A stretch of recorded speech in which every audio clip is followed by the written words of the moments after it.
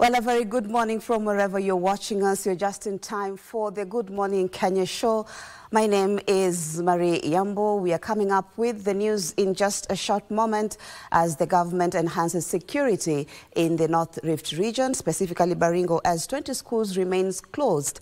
And definitely in the sports news, we'll be bringing you the Diamond League meeting in Eugene, where Paris Jepchirchir did win that particular outing of the 10,000 meters. All that coming up in the news later on. My colleagues are here in the studio, but right now I want to start off with the news where a section of Rift Valley leaders has defended the working relationship that is between President William Ruto and his deputy Rigathi Gachagua and accused the political detractors of driving a wedge between the two.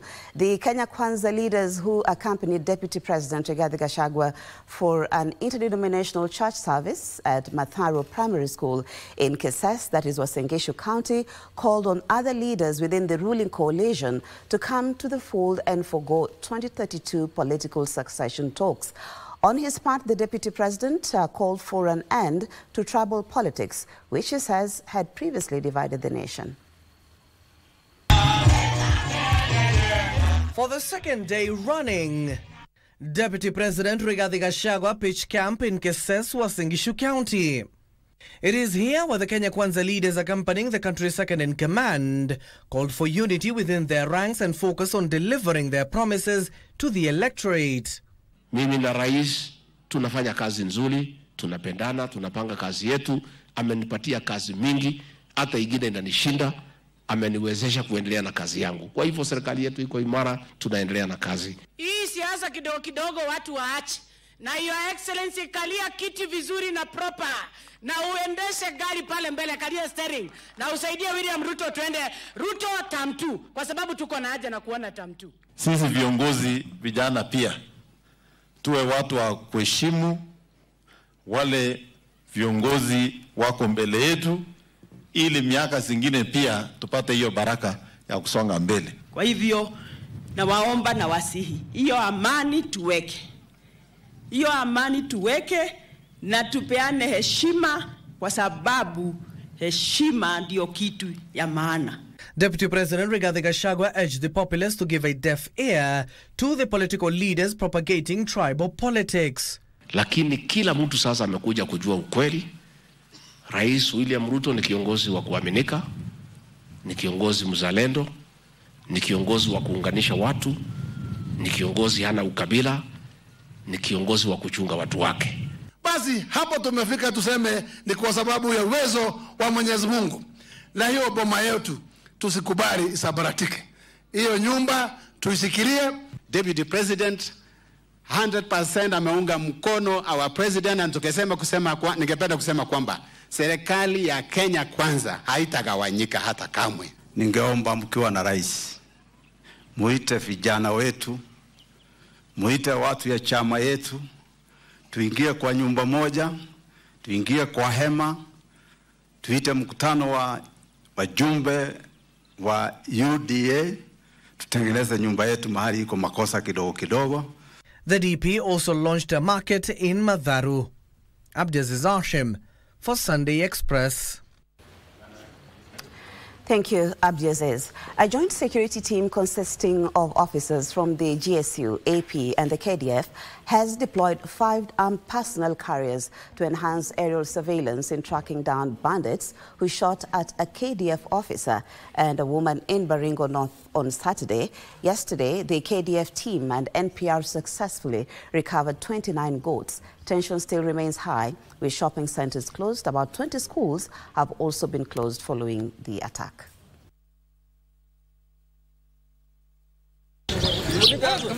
Luruk area in Baringo County. A seemingly deserted area following a morning banditry incident that has left 1 KDF officer and a woman nursing serious injuries. Locals that witnessed the incident say the bandits came in around 8 a.m. in the morning in large numbers and made away with over 140 goats belonging to 8 families before the Kenya Defence Forces responded. Alianzia na boma ya ndugu yangu mkubwa, ndio akateremka yangu, ndio akafungia mama nyumba, na watoto walitoroka mpaka saa hizi sijapata watoto 3. Gari ya jeshi iliingia wakapigana na wao mpaka nasikia hata kuna askari mmoja amepigwa risasi. KDF responded with an aerial attack, deploying 3 choppers, 2 to drive the bandits from their hideouts and 1 to airlift the injured. The affected residents call on the government to step up its efforts in restoring calmness in the area. Hii kitu imekuwa disaster. Watu wanapikwa, saa ile imenyamaza, watu wanaambiwa rudi, alafu wanaanza kushambulia watu. Na watoto hata sasa ukiambia waende shule hawana matumaini, wanasema tutasoma ya nini? So hii kitu imekuwa mbaya sana. Most of the displaced persons had started coming back to the area. Meanwhile, over 100 athletes from pastoralist communities that are prone to banditry attacks and cattle rustling took part in a 50-kilometer race dubbed the Peace Ultra Marathon. The race traversed the counties of Meru, Laikipia and Isiolo to propagate peace and cohesion in the region. Tunataka kuhusisha vijana wetu na wamama wetu katika mambo ya amani. Yusuf Far reporting for Sunday Express. A section of Azimio leaders has faulted the government over its plan to push through with the Haiti mission.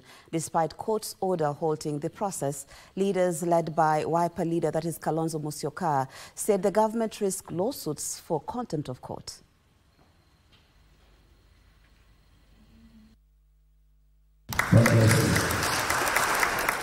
Azimio leaders now say the government will be solely responsible for the fate of police officers deployed in Haiti mission. Speaking in Nairobi, the leaders say pushing through the mission, despite the court orders, the government risks being held in contempt for contravening the courts. First of all, there must be a bilateral arrangement with an authority in Haiti able to sign, because there's a prime minister who flew in here, but he never flew back. And that's when some documents were signed. There must be an authority able to sign bilateral agreements. In sending our children to Haiti is unconstitutional, it is illegal, and we stand opposed to it. The church joining the fray. Tukituma askari wetu kwenda kulinda nje ya Haiti na kuwapatia hawa amani, kama sisi kuna sehemu zetu ambazo hazina amani. Tunaomba ya kwamba tunapofanya hiyo basi tuhakikishe nyumbani ni salama, ndio tukue mfano mzuri hata kimataifa. The Azimio leaders have in the meantime faulted the recent tour by the president to the United States of America amid reactions from Kenyans over the cost implications on the state visit. These are some of the things that we expect leaders to speak openly and be truthful about this thing. And then let Kenyans then judge which is cheaper.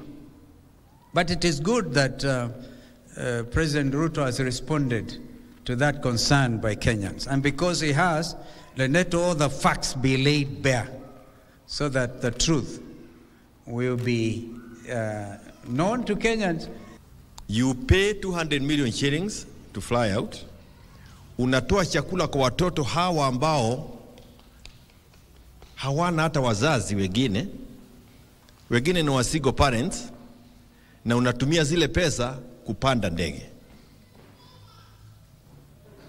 We need this voice of the voiceless. The government allied parties defending the USA trip. The trip has brought a lot of goodies for this country. Let us be honest. It's good to critique. It's good to have opposition in government so that the government of the day is put to check. But the truth must always be said. Imagine of dwelling of Mombasa-Nairobi highway. That in itself has immense impact on the economy of this country. For Sunday Express, I'm Gladys Mungai reporting there. The government is employing one government, one approach in dealing with the aftermath of floods which affected many counties across the country.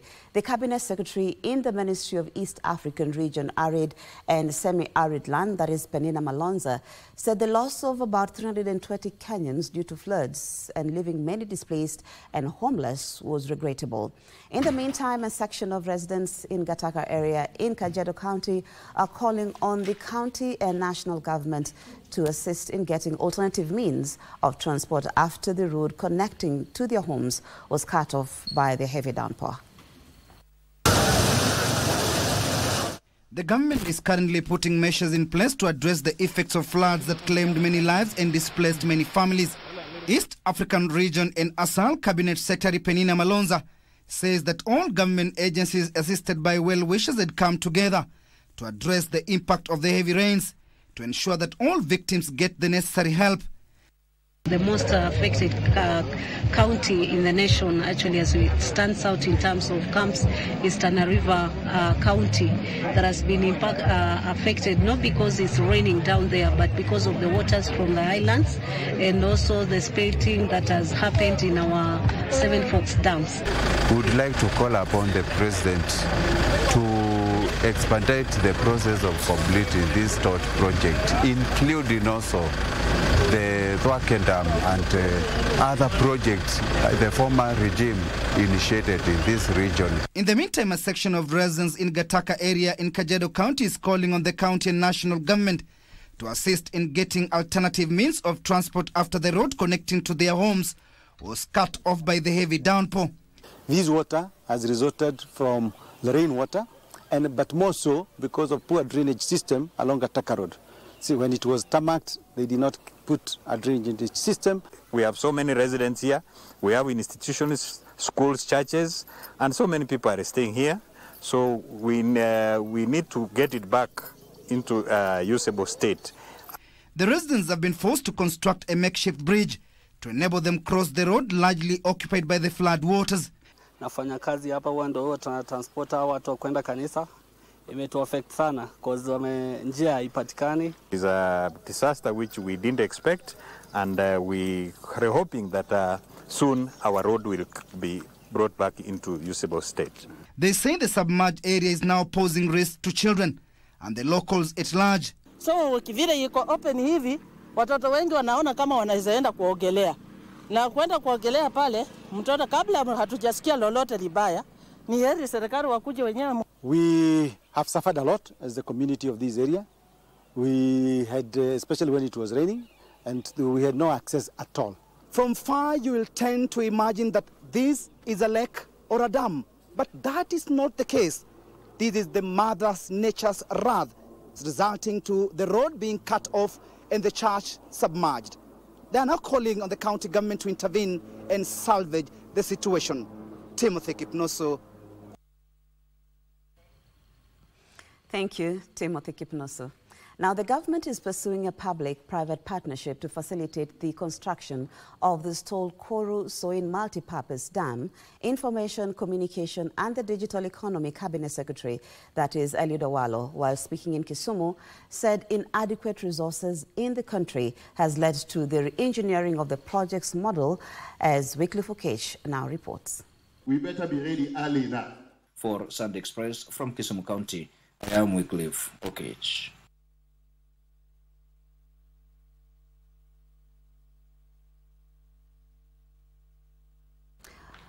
Well, the role of the male figure in the family setup took center stage during the Catholic Men Association music competition held at St. Martin, Diaspora Karuri, and that is in Kiambu County. During the contest, men were challenged to take up their role within the family unit. St. Stephen Gashie Parish emerged the winner during this year's music competition after scoring 89 points, while Holy Family Mugomo Parish were the runners-up in a close contest in which they garnered 88 points. The sound of music. These were the sights and sounds as Catholic Men Association members from 10 parishes in Kiambu Dinari came together to compete during this year's music festival.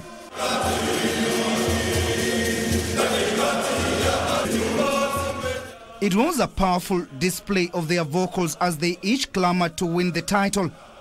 During the event, men were also challenged to team up and work together to protect the family unit and overcome the challenges that affect them in the society, especially economically. Umekaa hapo na upweke na shida zako, tokelezea kwa wanaume. Shida zako tokuwa half solved wakati unahusiana na wao. Kumbuka sio kuiba tu. Kutoka hapa sisi tunaenda kukula pamoja. Tutacheka, tufurahie. Kwa hivyo sio vizuri wewe mwanaume ukiwa kwa nyumbani ukae peke yako. Kuja shirikiana na wanaume wengine na utapata furaha. Teacher Lawrence Njuguna alias Mwalimu Kinyozi hailed the men for embracing the challenge and turning up in their numbers for the competition, saying it doubled up as an opportunity to evangelize through music.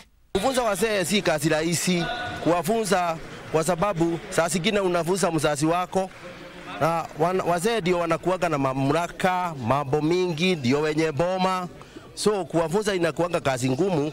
According to them, the coming together of men was a step in the right direction in encouraging men to work together. We have seen men relax their mind, looking at life positively, because you need to sit down to learn. You cannot learn when you are not sober, and that is what we are saying. Men coordinating the Archdiocese of Nairobi, Joshua Njoroge Mburu, lauded the Archbishop of Nairobi, Philip Anyolo, for the effort in bringing men together as a form of team building. The technical part of this in the song is quite challenging, and it was put that intentionally because life is also very challenging for men. And then when you are challenged by the song and you quit, what about when you are challenged by a family issue or a child or a parenting issue? The society is not kind to so many things, and we are teaching and training men that despite the hardship of the journey, you must rise and move on.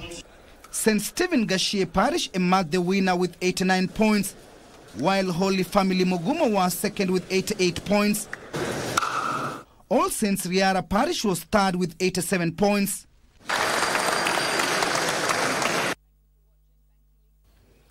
A section of religious leaders are calling for the empowerment of the boy child, who they say is being disenfranchised in the wake of unemployment opportunities. Speaking during the commissioning of Presbyterian Church Men Fellowship at PCA Ongata Rongai Chapel, that is in Kajiado County, the clergy called on the government to address the issues affecting the boy child, saying most of them are in a state of hopelessness. They attributed rising cases of crime to the challenge of unemployment and drug abuse among the youth.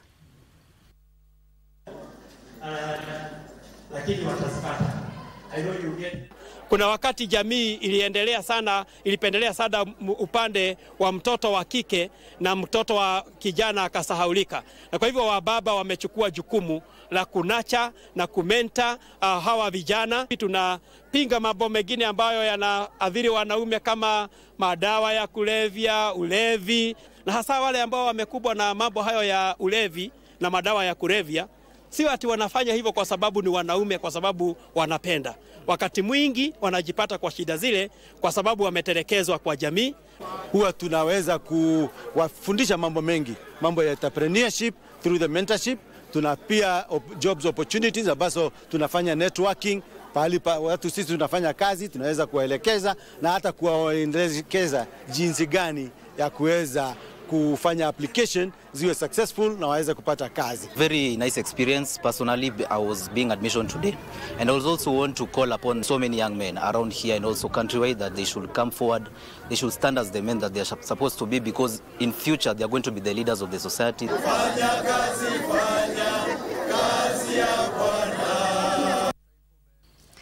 There is need to empower women economically to reduce poverty rates in the country. While addressing United Nations Women in Nairobi, Principal Secretary in the State Department of Gender, that is Anne Wangome, said empowering women will unlock their full potential and bridge the inequality gap that threatens to leave half of the country's population in poverty. Despite global commitments to gender equality and empowerment of women and girls, significant gaps persist in efforts to advance women's economic empowerment. And we cannot talk about gender equality without addressing the stubborn gender pay gap, where in East and Southern Africa, women in the labor market earn 81 cents for every dollar earned by men.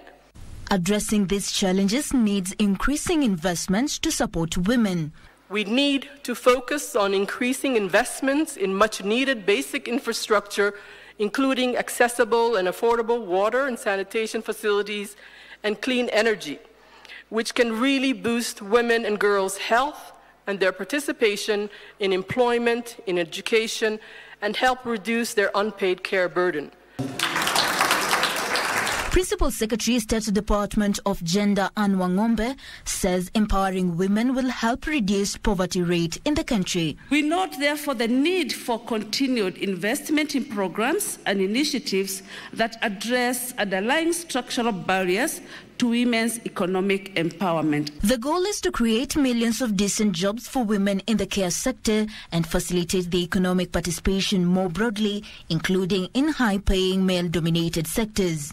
In transforming care systems, we know we could create up to 300 million new jobs by 2035 if we have targeted investments in the care sector. UN Women partners with the African Development Bank Group to launch women's economic empowerment strategy that will address the challenges women go through economically. We are trying to see what we can do to reduce the overall cost of lending to women businesses.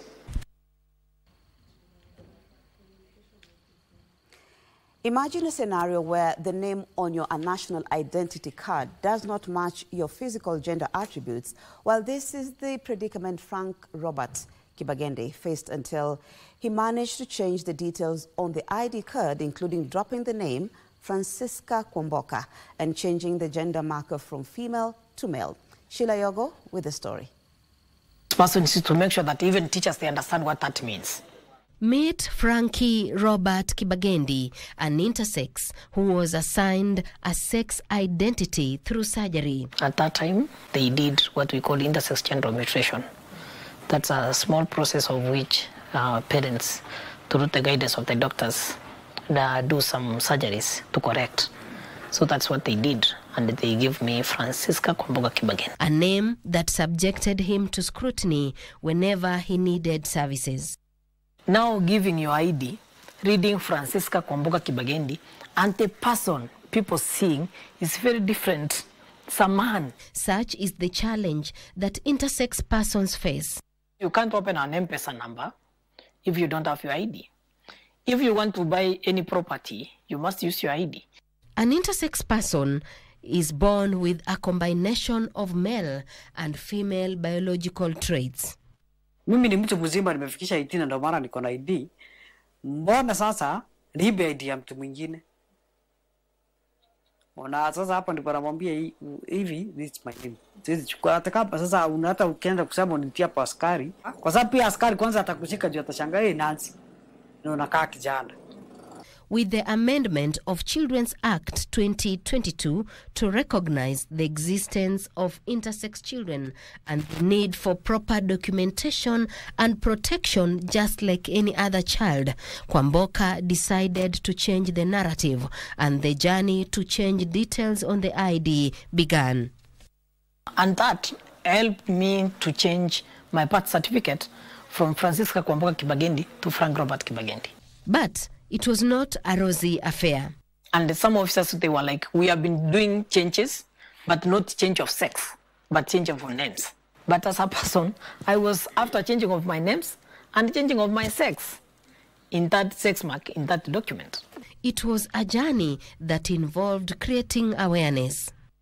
I went to the other office whereby the entire team knew completely nothing about intersex persons.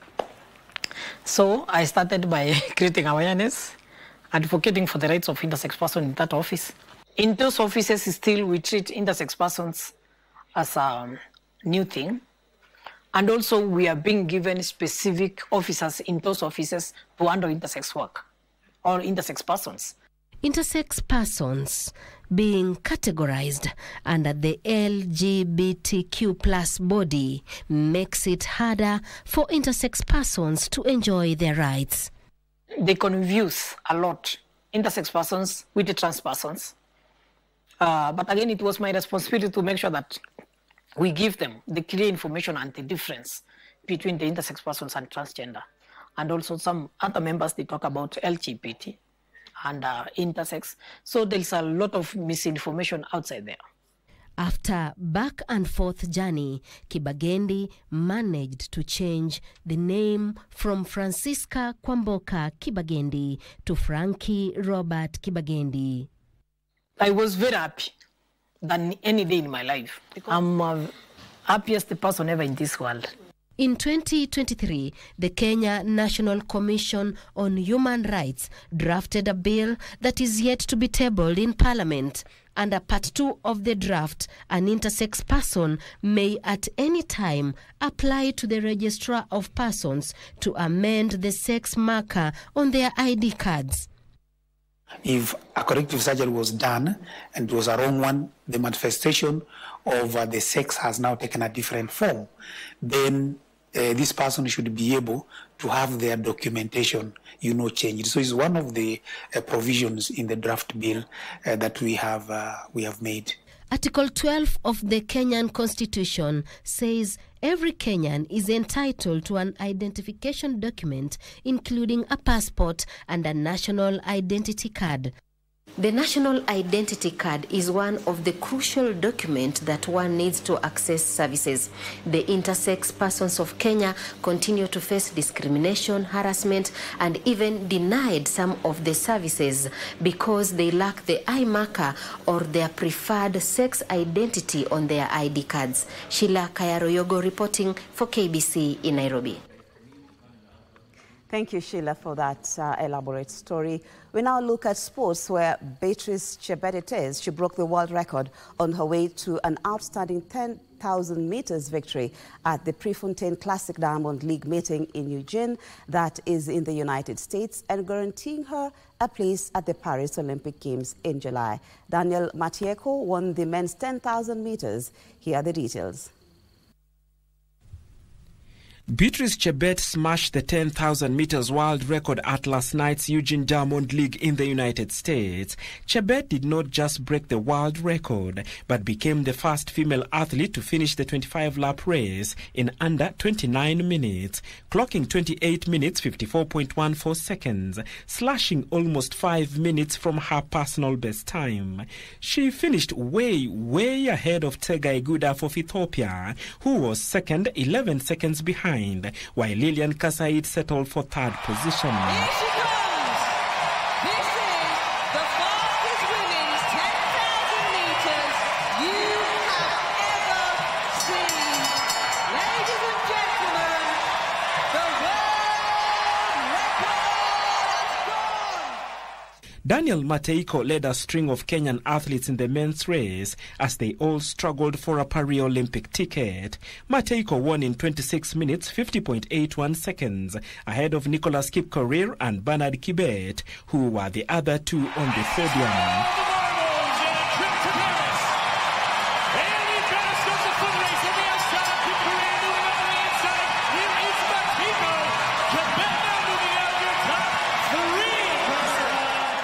Beatrice Chepkoech and Faith Cherotich finished second and third respectively in the 3,000-meter steeplechase, won by Uganda's Peruth Chemutai. The Diamond League Series heads to Oslo for the 6th leg on 30th of May.